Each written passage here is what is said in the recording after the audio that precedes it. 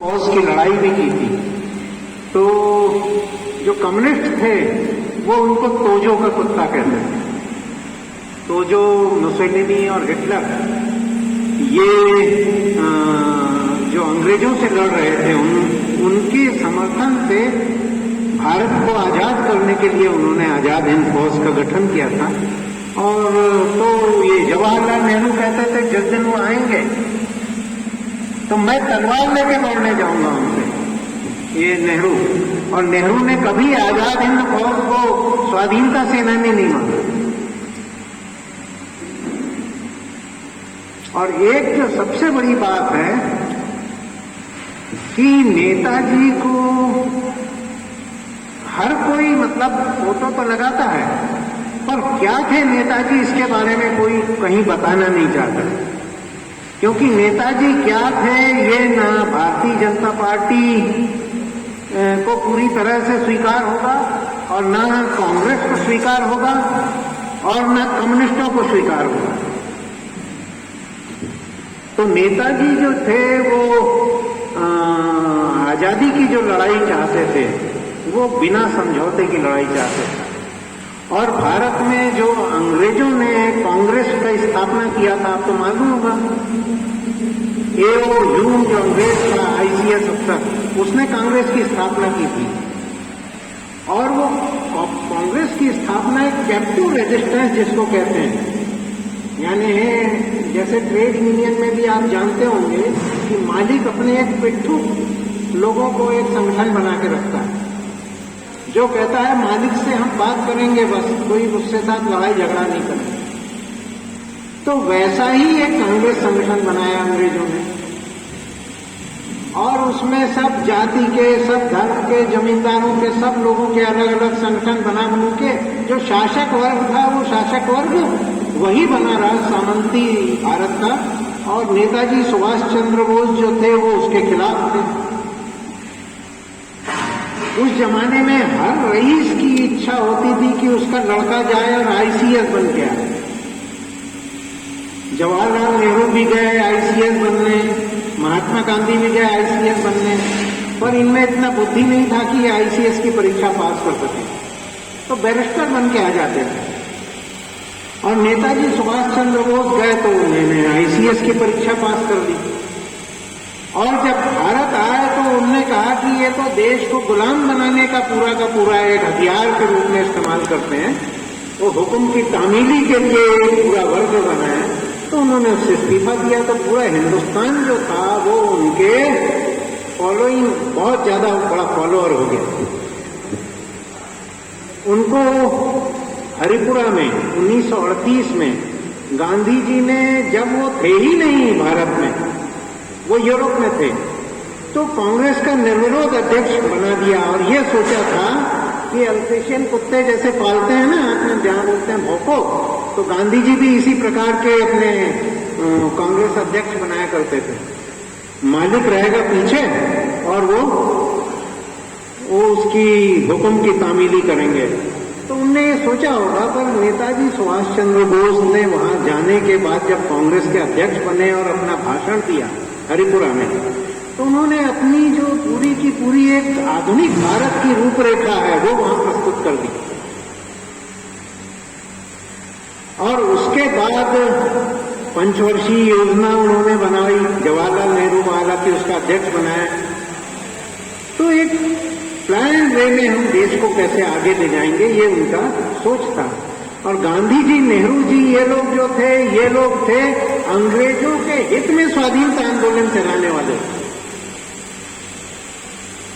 यानी जलियांवाला बाग हो गया तो गांधी जी को कोई अंतर नहीं मरा, पर भगत सिंह यदि एक कोई अंग्रेज को मार देगा तो वो अनशन करने बैठ जाएंगे, बोले हिंसा हो रही है। तो ये तो पूरा अंग्रेजों के हित में आप पूरा का पूरा स्वाधीनता आंदोलन चला रहे थे। आप यदि सेवाग्राम जाएंगे, आज भी कुटिया है वहां सामने कमरे में एक टेलीफोन रखा है, उसके नीचे लिखा है, इस टेलीफोन से बापू सीधे वाइसराय से बात किया करते थे। अब बताओ भाई, वाइसराय से तुम सीधे बात करते हो, मतलब तुम संग्राम इत्ती में आंदोलन चला रहे थे। कि हम यहाँ इतने दिन अनशन करेंगे, फिर तुम ऐसा करना, फिर हम अनशन छोड़ देंगे।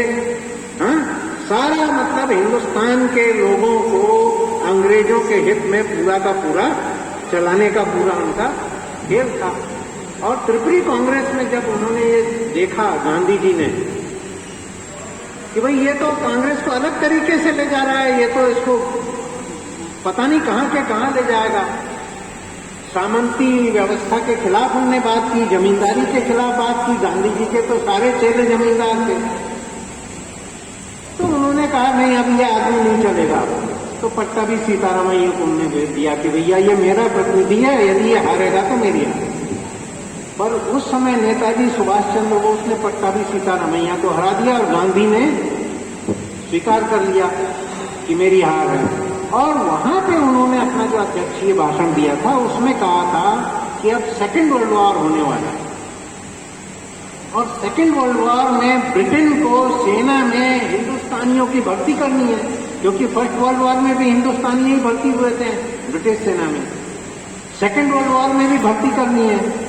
तो हम लोग उनको एक अल्टीमेटम दें कि 6 महीने के भीतर अब तुम हमको स्वाधीन कर दो और नहीं तो हम तुम्हारे साथ सहयोग नहीं करेंगे। तो गांधी जी ने इस प्रस्ताव का विरोध किया, जवाहरलाल नेहरू ने इस प्रस्ताव का विरोध किया।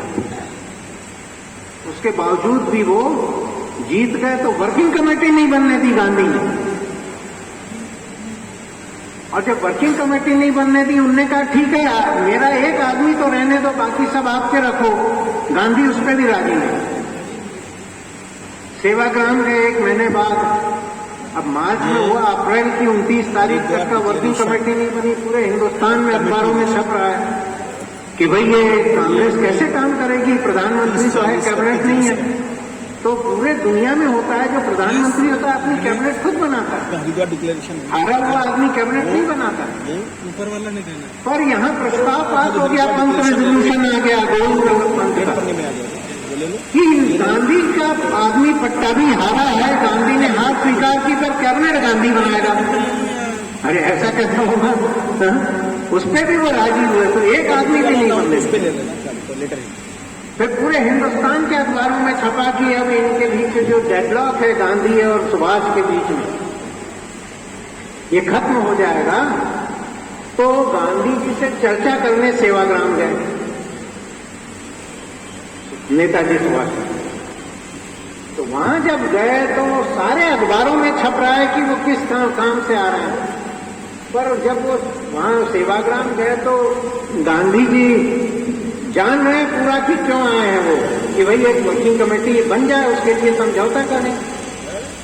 तो अब गांधी जी बुला रहे हैं, वो बैठे हुए हैं वहां नेताजी।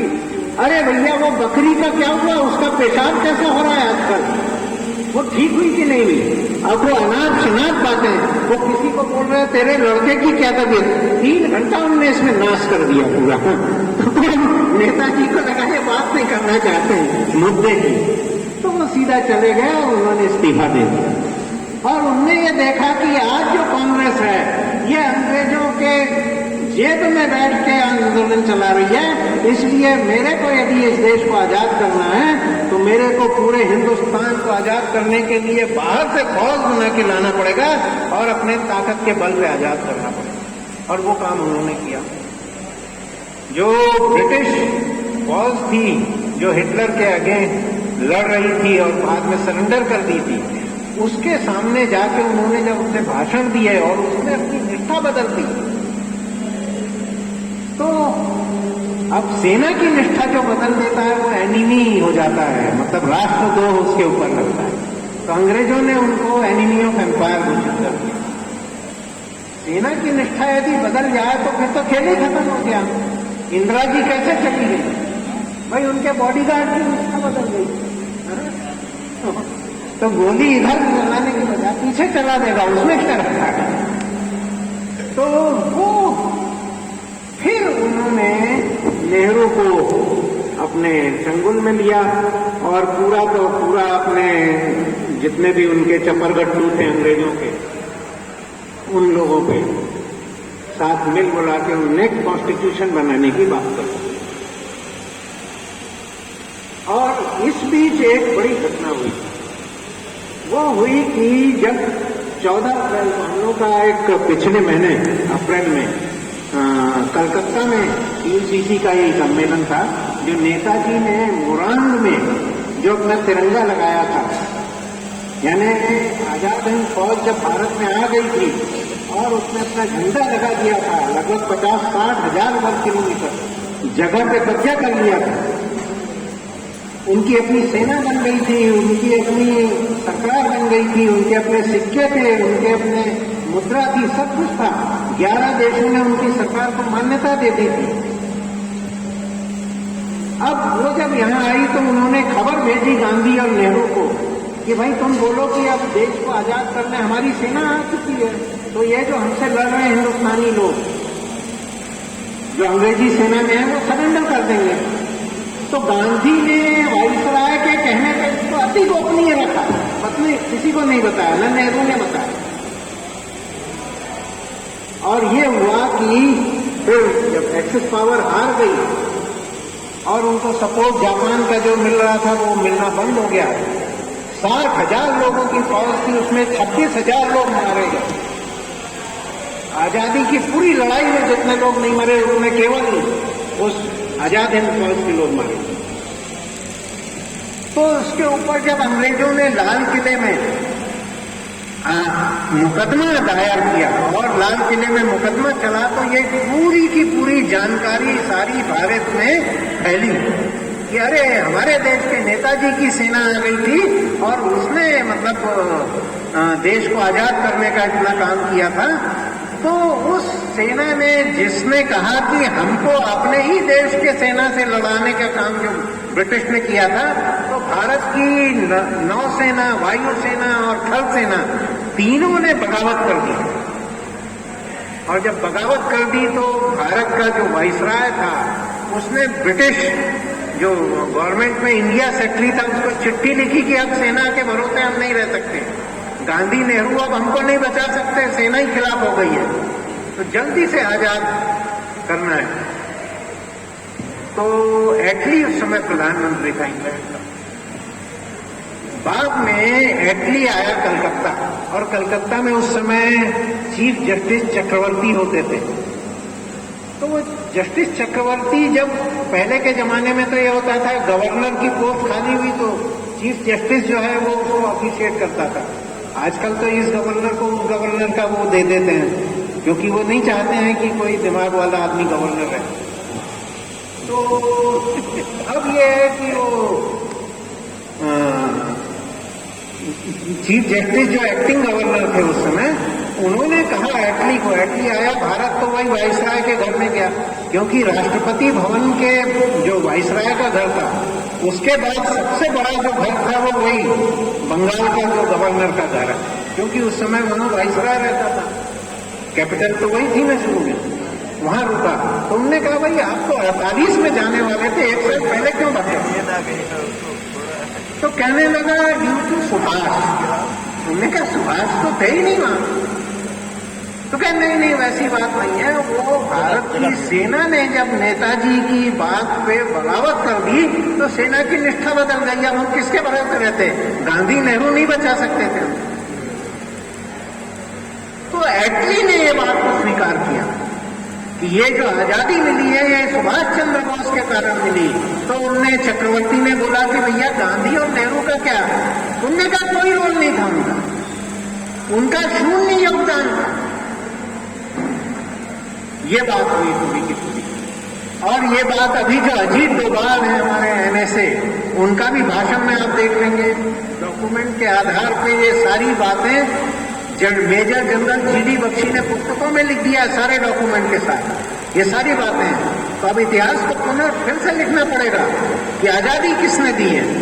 ये एक प्रदीप नाम का कवि है जिसने पूरे देश को गुमराह कर दिया, दे दी हमें आजादी बिना खड़क बिना ढाल। और हम लोग वही सब सुन रहे हैं, बिना खड़क बिना ढाल नहीं हुई है।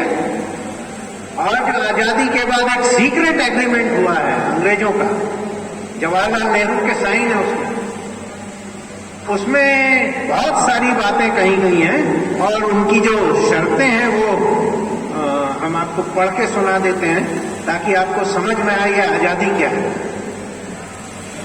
उसमें शर्त यह है कि भारत का नाम इंडिया होगा। इंडिया को कॉमनवेल्थ का सदस्य रहना होगा।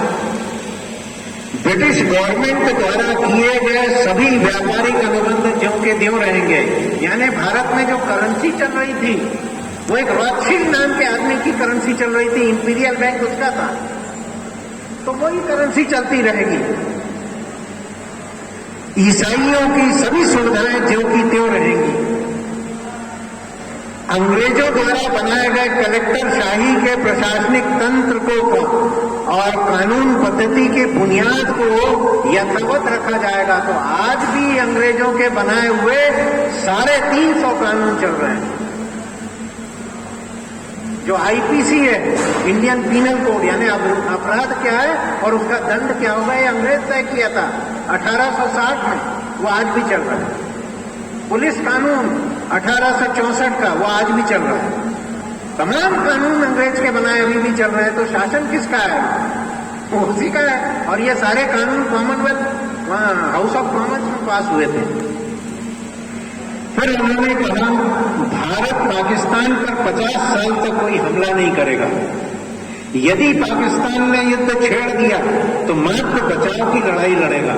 लड़ाई समाप्त होने पर जितना हिस्सा पाकिस्तान का जीत लिया है वह वापस देना होगा। तो लाल बहादुर शास्त्री ताशकंद में वही वापस करके आए थे। फिर 50 साल तक यदि नेताजी सुभाष चंद्र बोस भारत में पाए गए तो उनको ब्रिटिश सरकार को सौंपना होगा। ये जवाहरलाल नेहरू ने दस्तखत किए। ये बहुत लोगों को मालूम है।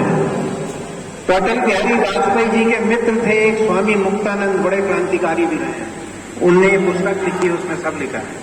उनने अटल जी को जाके बोला कि भैया आप प्रधानमंत्री बन गए हो, अब खोल दो इस मामले को जो कि आजादी का जो गोपनीय समझौता है। तो अटल जी कहते हैं नहीं नहीं मैं नहीं खोल सकता। उन्होंने कहा क्यों? बोले उसमें आखिरी एक शर्त यह है कि दोनों पक्ष जब तक सहमत होंगे नहीं होंगे तब तक नहीं खोला जाएगा। तो अब जब तक ब्रिटिश सहमत नहीं होगा तब इस समझौते को जनता को नहीं बता सकते। ये बात। तो मुक्तानंद ने कहा हम तो लिख रहे हैं। उन्होंने कहा आप लिखते हो पर हम सरकारी तौर पे इसको घोषणा नहीं करेंगे। तो ये स्थिति है। भारत का संविधान जो बना नेताजी के तो जाने के बाद बना, और उस संविधान का जो ड्राफ्टिंग कमेटी के चेयरमैन बाबा साहब अम्बेडकर थे। अब बहुत अच्छा संविधान देश का बना हुआ है। अब देश का बड़ा अच्छा संविधान है। अब इसी संविधान के चलते सरकार बनी है आज, और वो सरकार सारे सार्वजनिक उद्योगों को बेच रही है। संविधान में कोई उसमें खिलाफत नहीं हो रही संविधान की। कह रहे वो सब संविधान के तहत है। 3 लाख किसान आत्महत्या कर चुके, संविधान को कोई आंच नहीं आ रही।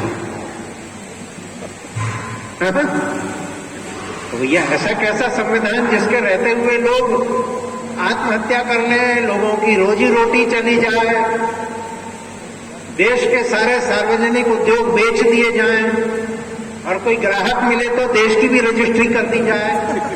संविधान को कोई आंच नहीं आ रही। हाँ? तो क्या गड़बड़ी है? नेताजी होते तो क्या ऐसा संविधान बनता? बाबा साहब अम्बेडकर तो दलितों के बहुत बड़े मसीहा थे,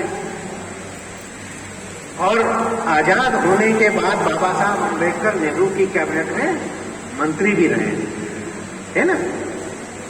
पर आप देख लीजिए दलितों के जो काम हैं वो कौन से वर्ग में आते हैं? सरकार में क्लास 1, क्लास 2, क्लास 3 और क्लास 4 होता है कि नहीं? हाँ, क्लास 1 में आईएएस आता है, और क्लास 4 में सबसे नीचे का कर्मचारी। अच्छा से पकड़ना। तो जो दलितों के जितने भी काम हैं वो सब क्लास 4 में रख दिए गए हैं। यानी जो वर्ण व्यवस्था है उसका राष्ट्रीयकरण हो गया है भारत में। आपको ये नहीं मालूम? हाँ, राष्ट्रीयकरण हो चुका है वर्ण व्यवस्था संविधान के चलते। हाँ? मिलिट्री में एक कोची होता है भर्ती, मालूम है ना? कभी लेफ्टिनेंट बना है क्या कोई मोची?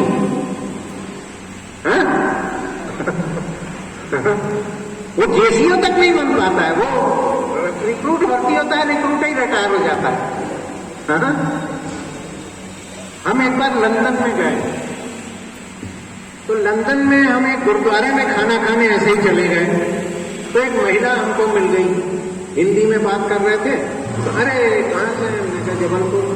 अरे मैं भी वहाँ रही हूँ। तो हमने कहा यहाँ कैसे आ गए? बोले अब यहाँ नौकरी के सेक्टर में आ गए। हमने कहा वहाँ क्या? कहती हिंदुस्तान में तो हम काम करते थे पर जीना मुश्किल था। हमने कहा क्यों? बोले हम भंगी हैं। तो सिखों में भी भंगी होते हैं, मालूम है ना? हाँ? तो बोले हम भंगी हैं। तो हम लोग जब सिर में मैला उठा के जाते थे तो हमको पैसा देते नहीं थे वो लोग, और ना हम उनका दरवाजा खटखटा सकते थे, हम खांसते थे। तो उनको समझ में आता था कि हमने मैला उठा के ले जा रहे हैं, तो हमारी आवाज सुन के दरवाजा खोल के ऐसे हमारे आंचल में रोटी फेंक देते थे। ये हमारी हकदारी थी। तो बोले हम इंग्लैंड आ गए। तो हमने कहा यहाँ क्या कर रहे हैं? बोले वही काम। हमने कहा क्या काम? तो बोलती है कि वो जो गटर होता है ना अपने पूरे लंदन में, जैसे बड़े बड़े शहरों में, शहर ऊपर से अच्छा दिखता है पर जितना मैला है वो सारा मैला अंदर सीवर लाइन में जाता है। अभी स्मार्ट सिटी में सब सीवर लाइन चौड़ी हो रही है ना, आपने देखा होगा सारे शहर खोद डाले गए। तो कहती है सीवरों में कई बार चौक हो जाता है, घुस के साफ करना पड़ता है, तो हम लोग को वैसी वर्दी दी जाती है। हमने कहा सीवर ठीक करती हो तो ये तो भंगिया ही का काम हुआ। हाँ, पर बड़ी लंबी कार में। कार है मेरी। हमने कार कैसे? बोले हमारा काम हाईली स्किल्ड है और हमको प्रोफेसर के जितनी तनख्वाह मिलती है। वहां वर्ण व्यवस्था नहीं थी। तो भंगियों के जो काम है वो हाईली स्किल्ड है, प्रोफेसर के जितनी उसको तनख्वाह मिल रही है। और हिंदुस्तान में भंगी का काम क्लास 4 में है। एक बार हम वहां गए उत्तर प्रदेश में, कुछ यही जो दलित लोगों ने बैठक बुलाई थी, उसमें मायावती वहां की अध्यक्ष होती मुख्यमंत्री।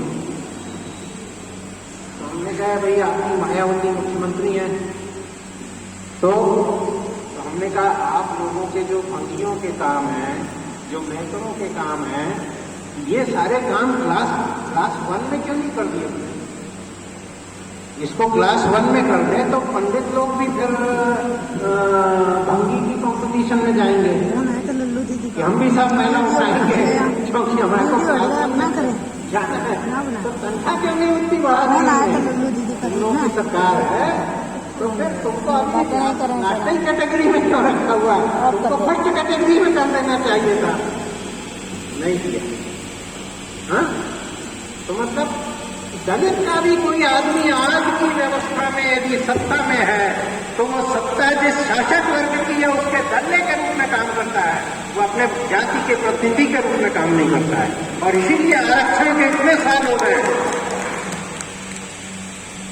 आरक्षण से जिनने फायदा उठाया उनका तो घर बढ़िया हो गया, और बाकी किसी का कोई भला नहीं हुआ है।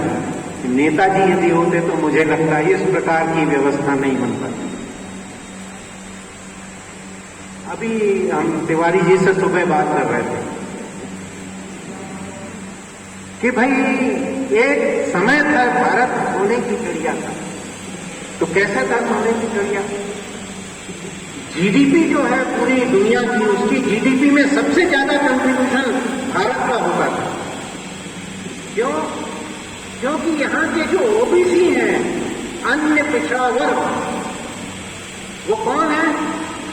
वो जिनके पास हुनर था, सुनार है, जोहार है, पढ़ाई है ना, ये बुनकर है, तरह तरह के लोग थे। ढाके की मलमल का आज भी कहते हैं कि अंगूठी से निकल जाती है साड़ी, है ना।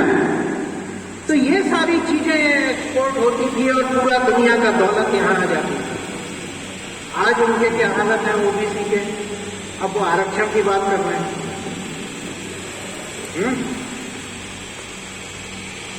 तो आरक्षण क्यों चाहिए और आरक्षण क्या है इसको भी समझना पड़ेगा। अब वो ओबीसी का जो प्रोडक्ट था वो मशीन से होने लगा। ये कुर्सियां बैठे हैं सब प्लास्टिक की है कि नहीं, बढ़ाई का काम खत्म हो गया।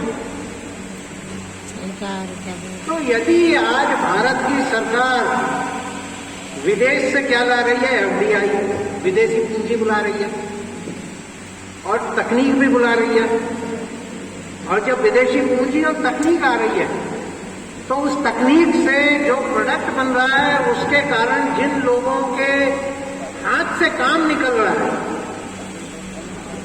उनके बारे में आप क्या सोच रहे हो? आप यदि ये कुर्सी की लाइसेंस दे रहे हो तो उससे जितने पढ़ाई लोगों के रोजगार चले जाएंगे उनको रिहैबिलिटेशन करने का तुमको जिम्मेदारी है, क्योंकि भारत के संविधान के अनुच्छेद 4 में, वो भाग 4 के अनुच्छेद 39 में लिखा है कि राज्य की यह जिम्मेदारी है कि हर व्यक्ति को, चाहे वो पुरुष हो या स्त्री, आजीविका के पर्याप्त साधन उसको उपलब्ध कराए। तो आजादी के बाद जिस ओबीसी के हाथ में पहले आजीविका के साधन थे वो सारे साधन छिन गए, क्योंकि आपने औद्योगिकरण करके उनके सारे बाजार को खत्म कर दिया। मुझे लगता है जवाहरलाल नेहरू एंड कंपनी, उनकी जगह नेताजी सुभाष चंद्र बोस होते तो इतना मूर्खतापूर्ण काम नहीं किया गया। वो जरूर किसी प्रोडक्ट के आने से जिन लोगों के हाथ से रोजी जा रही है उसको वो उसमें कंपनसेट करते, उसको इंक्लूड करते, उसको इस विकास में भागीदार बनाते। आज हमारे देश में विकास तो हो रहा है, पर विकास पिछले 7-8 साल में तो 2 खानदानों का विकास,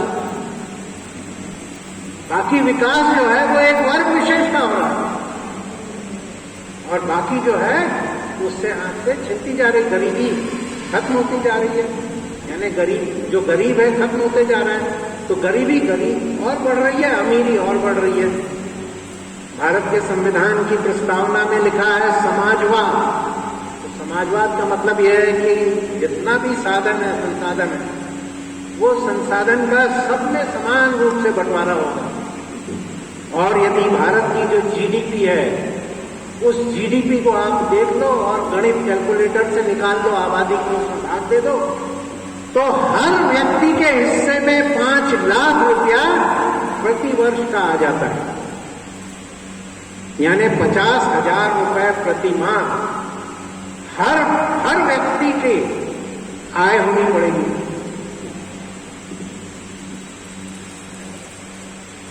समाजवाद तो ये कहता है, पर पता नहीं कौन आईएएस बैठा है, कौन वहां पे विद्वान बैठे हैं, एक से एक, मनमोहन सिंह से लेके और बड़े बड़े अर्थशास्त्री बैठे हैं, और प्रधानमंत्री के कितने एडवाइजर हैं, ये छोटा सा कैलकुलेशन नहीं करता। भाई समाजवाद का मतलब यह है सारे संसाधनों का समान बंटवारा कर दो। तो बंटवारा करो तो जीडीपी में भाग दे दो आपका आबादी का, और उनमें सब में बढ़ जाएगा। तो यहाँ तो 84% जो भारत का आदमी है वो मुफ्त में अनाज खा रहा है। क्यों? क्योंकि गरीबी रेखा से नीचे है। तो उसके हिस्से का पैसा कहाँ जा रहा है? तो ये नेताजी का जो भारत होता वो ऐसा नहीं है, बल्कि नेताजी फिलोसोफर भी थे, वो फिलोसफी के वो एक्सपर्ट थे। वो तो जनता को आगाह करते कि ये गलत हो रहा है और जनता को एक नई क्रांति के लिए तैयार कर देते, और देश में शासक वर्ग को उखाड़ फेंका गया होता और फिर जनता के हाथ में सत्ता आ जाती, सारी सत्ता जनता के हाथ में हो। ये नेताजी का संकल्प, जनप्रतिनिधियों के हाथ में हो ये नहीं। अब्राहम लिंकन जो है, जिसको कहते हैं फादर ऑफ डेमोक्रेसी, वो उसने कहा था government of the people, for the people and by the people. जो सरकार है वो जनता की, जनता के द्वारा और जनता के लिए है। पर आज स्थिति ये है कि ऑफ द पीपल, ऑफ यानी का, और वो डबल है ऑफ यानी उससे दूर, जनता से दूर है। For the people, bar FAR वो जनता से बहुत विलग हो चुकी है। और बाय द पीपुल यानी जनता की, तो PUY बाय यानी जनता को खरीदने का काम कर रही है। वो कह रही भैया हम तुमको फ्री में राशन देंगे, लाओ वोट दो। जैसे अपन कुत्तों को नहीं पालते हैं कि खाना दे दो उसको और वो फिर भूखेगा, तो पूरी हिंदुस्तान की जनता को ऐसा ही बना रहे हैं कि फ्री में खाना लो अब भूखो। हम जहां बोले वहां भूखो। स्वाभिमान की कोई इज्जत नहीं है देश में, स्वाभिमान की कोई परवाह नहीं। और अब तो हर कोई स्वाभिमान को ताक करके कह रहा हमको गरीबी रेखा से नीचे शामिल करो भाई, हमको रिजर्वेशन में शामिल करो। क्या मतलब है? तो मुझे लगता है कि आप क्योंकि ट्रेड यूनियन से हैं और आप लोग मजदूर, जो मजदूर वर्ग है उसके बीच काम करते हैं, तो आप लोगों का कर्तव्य है कि आप लोगों को जागृत करें और जो वास्तविक डेमोक्रेसी है उसके बारे में बात करें। अब्राहम लिंकन ने ये भी कहा था कि ए फूल्स फ्रीडम मीन्स ए लैम्स डेथ, यानी यदि आप एक भेड़िए को आजाद करोगे तो मेमने की मौत निश्चित है। इसलिए यदि मेमने को आपको स्वतंत्र रखना है तो भेड़िए को पिंजड़े में रखना पड़ेगा। पर गांधी कहता था नहीं, वो चूहे को भी स्वतंत्रता है और बिल्ली को भी है। हाँ? तो कैसे चलेगा? बिल्ली स्वतंत्र है तो चूहा कहाँ जाएगा भाई? हाँ? तो पूरे हिंदुस्तान में अब वो शासक वर्ग जो है वो उन लोगों का है जिसके हाथ में सारी सत्ता है और आम जनता जो है वो उससे दूर है और वो चाहती है कि किसी प्रकार हम शासक वर्ग के किसी प्रतिनिधि के कहीं कोई वरद हस्त हमारे ऊपर हो जाए और इस प्रकार का लोकतंत्र चल रहा है। मुझे लगता है नेताजी सुभाष चंद्र बोस का जो आधुनिक भारत होता, वो आधुनिक भारत वैसा ही होता जैसा चीन में भारत 47 में आजाद हुआ और चीन 50 में, 3 साल बाद।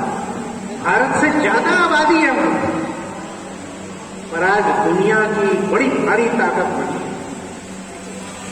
चीन ओलंपिक में कितने मेडल लेके आता है, यानी वहां के हर आदमी की क्वालिटी ऑफ लाइफ बहुत अच्छी है। पर हमारे यहाँ पे तो कुछ नहीं है। हमारे यहाँ तो सरकार ने मान दिया है कि हर आदमी की अब बुनियादी आवश्यकता यह है कि पेट भर जाए उसका, बस फिर ठीक है। तो आदमी को अब जानवर की तरह वो ट्रीट कर रहे हैं और इसी में वो बड़ा भारी मतलब अपना आपको सोच रहे हैं कि हमने बड़ा भारी काम कर दिया।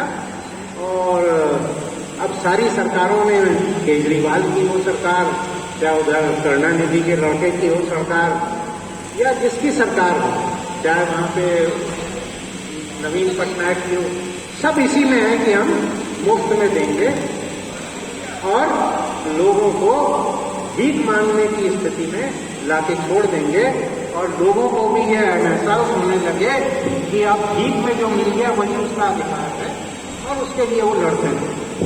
ये स्थिति बन गई है देश की।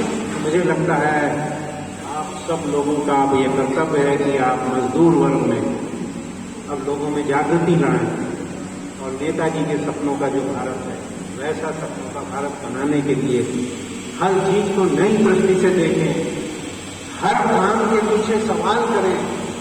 ये सब जब होगा तभी हम एक अपने आज की स्थिति को सुधार सकेंगे।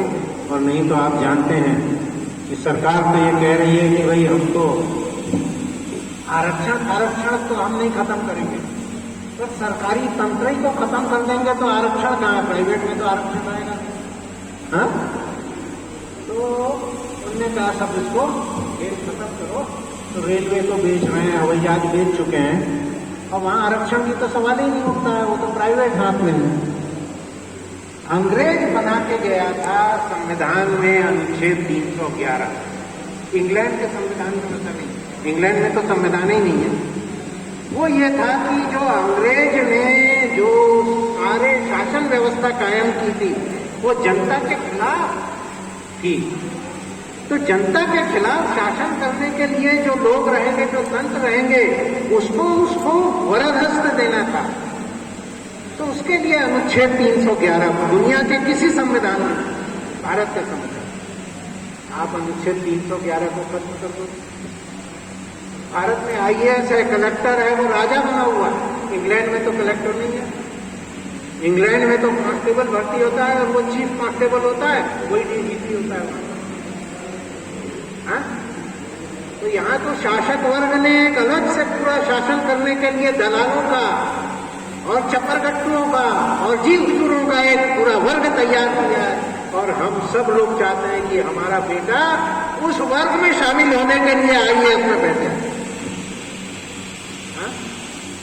और IAS का क्या हाल है, 3 दिन पहले आपने देखा है, झारखंड की 17 करोड़, अभी गिनतियां ही नहीं हो पा रही है। तो ये स्थिति है देश की। मुझे और ये सारा हो रहा है, पर संविधान को कहीं कोई आंच नहीं आ रही है। संविधान के तहत हो रहा है सब कुछ। संविधान के तहत वो चीफ सेक्रेटरी, वो IAS है, 17 करोड़ बना दिए और पता नहीं 100-200 करोड़ और होंगे, पर संविधान को कोई आंच नहीं आ रही। आपको संविधान पे भी सवाल खड़े करने, और यदि उसका गलत इंटरप्रिटेशन है तो गलत इंटरप्रिटेशन करने वालों के खिलाफ आपको गर्दन पकड़ना। वो कहते हैं संविधान में समाजवाद लिखा है, पर वो पार्ट 4 में है, वो जुडिशियबल नहीं है। हमसे 50 हमारे साथ के लड़के कई जज हो गए हाईकोर्ट में और रिटायर भी हो गए। कहते हैं तुम जो बात करते हो कॉन्स्टिट्यूशन में तो है ही नहीं लिखा हुआ, उसमें तो लिखा है जुडिशियबल नहीं है, उसमें लिखा है सबको रोजी रोटी होनी चाहिए, पर जुडिशियबल नहीं है। हमने कहा ये सरकार किसके नाम पे काम करती है? उन्होंने कहा राज्यपाल के नाम पे राज्य की सरकार, और केंद्र की सरकार राष्ट्रपति के नाम पे काम करता है। तो हमने कहा खोलो संविधान में राष्ट्रपति की शपथ। वो कह रहा है मैं संविधान की प्रतिरक्षा, रक्षा और परिरक्षा करूंगा। I'll protect and defend the Constitution and devote myself for the service and well-being of people of India. हमने कहा वो ये लिखता है क्या कि आप 4 को छोड़ के मैं करूंगा? तो संविधान के नाम पे जब सरकारी तंत्र काम कर रहा है तो भाग 4 के खिलाफ काम कर रहा है, तो उसको सत्ता में रहने का एक भी दिन का हक नहीं है, क्योंकि संविधान में लिखा है कि गैर बराबरी खत्म की जाएगी और गैर बराबरी बढ़ रही है। तो ये जो संविधान की शपथ लेके बैठे हैं, चाहे वो राज्यपाल हो, चाहे राष्ट्रपति, चाहे प्रधानमंत्री हो, चाहे मुख्यमंत्री हो, ये लोग अमानत में खयानत का काम कर रहे हैं और इनकी एक दिन सजा होनी पड़ेगी, जैसी सजा फ्रेंच रेवोल्यूशन में जनता ने वहां के लुई 16 को दी। मुझे लगता है कि पूरी आज की चर्चा है, इससे आप इस प्रकार का एक मानसिकता तैयार करके लोगों के बीच जाएंगे और एक नई क्रांति की एक पूरी की पूरी शुरुआत करेंगे। इन्हीं सब बातों के साथ मैं अपनी बात को खत्म करता हूँ। जय हिंद, जय भारत। किसकी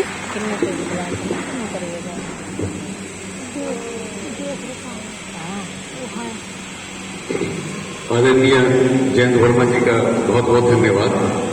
मुझे लगता है उन्होंने अपनी बातों से हम सबकी चेतना को तो झकझोर दिया होगा और हमारी जो पुरानी जानकारी है आज़ादी के आंदोलन को लेकर कांग्रेस के